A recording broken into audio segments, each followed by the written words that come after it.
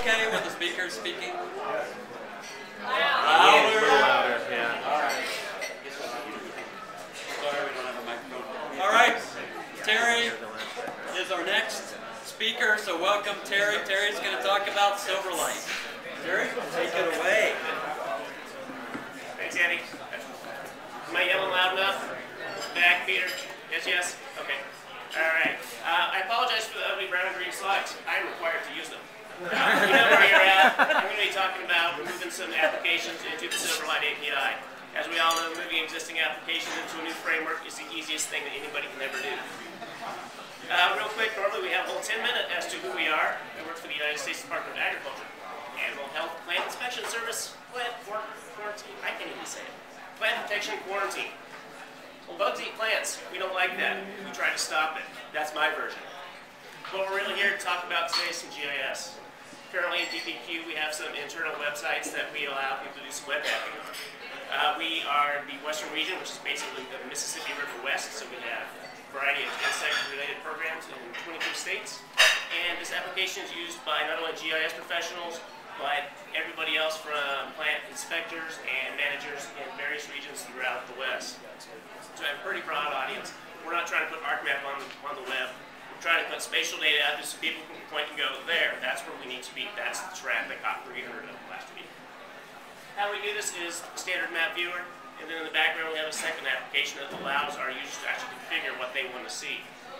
As I mentioned, what we're doing is we're moving everything from the .NET ADF, since it is now basically deceased. I think Dave actually hosted a nice week for it at the UC. I'm sorry I missed it.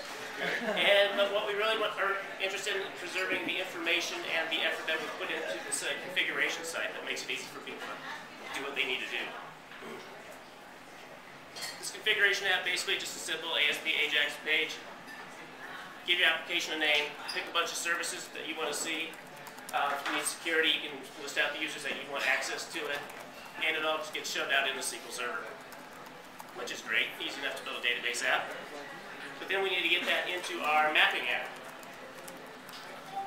We're working with the ADF 931 version right now. Again, basically running an ASP so we can use some Windows authentication for security. All the map layers, the tools you want people to access, links and URL or reports, SQL Server reporting services are all added at runtime based on the application ID that's coming out of that backend SQL Server database. What makes it cool for me is instead of having 30 different sites out there for all these different programs, I have one website. That's so, God forbid, if there's an error in my code, I only have to go fix it one place, not 30. So how do we get that data from the database into the map viewer? Easy enough in .NET. Great things called ADO.NET Data Objects, SQL adapters, data tables, data sets. Page spins up, reads some stuff out of the config, takes the application parameter, queries the database, figures out what tools to add, what layers to add, spins them all up, they get their map, that's semi-customized, but still has the same overall look and feel as to another program you might see. A while ago we started talking about it, performance wasn't great, it wasn't sexy enough for some people, so we said, alright, well what are our options? JavaScript didn't seem to be an option because of security concerns. So we got down to Flex with Silverlight. I said, how about Silverlight? I said, sure, go for it. So the first thing I did is I need to Google Silverlight. What the hell is it? Microsoft says, cross-browser, cross-platform, implementation of .NET for sexy apps. Cool, all I got to do is copy, paste some code into some Silverlight controls, look busy for 6 months. So the boss doesn't know that I'm done. I never did that at the city, by the way.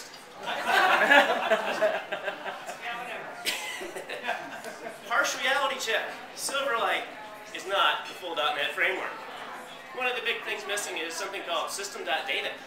Nice little namespace for all those ADO data objects for moving my data and information from SQL Server into my map components isn't available. Damn, so much for looking busy for 6 months. Now I am busy for 6 months. What do you do? Well, if you're not familiar with Silverlight, it is very oriented towards web services. This is how you move data from your server, because Silverlight's basically a client app. Everything is running on your client PC. And you use these data services to move things back and forth. The route that I chose to take, and there are several different ways to do it, is It's basically, I had my database already existing out there. So I got into the .NET Entity Framework data model. Basically, it allows me to take existing objects like tables and views in a database, make an entity out of it, and then pull up a web service off of that I can transport from the server back down to the client. Not only can I select things, I can actually do inserts and deletes and updates directors this way. And what they call the RIA domain services. We'll have this nice new .NET 4 architecture that Microsoft is pushing out.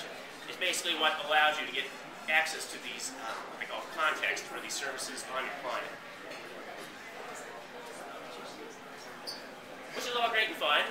I went through it, nice little wizards, click here, click there, what's your database, what's your password, cool. Then I started looking around at some of the code that it generates from the behind, and there's some comments in there that says basically this is going to go out and get this configuration out of your web config file.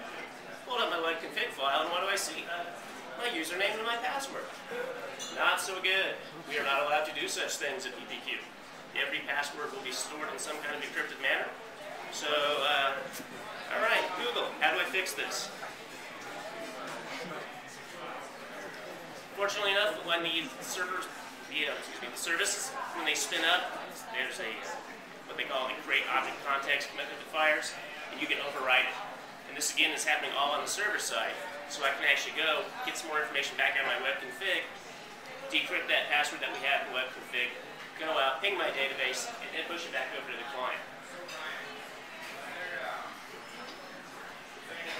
And if that's too much for you, yeah, you can just use web services to push data controls.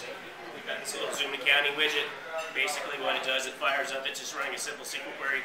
Select my state names from this table, populate your first box, you change that box, give me the counties just for that state, and then it zooms to it.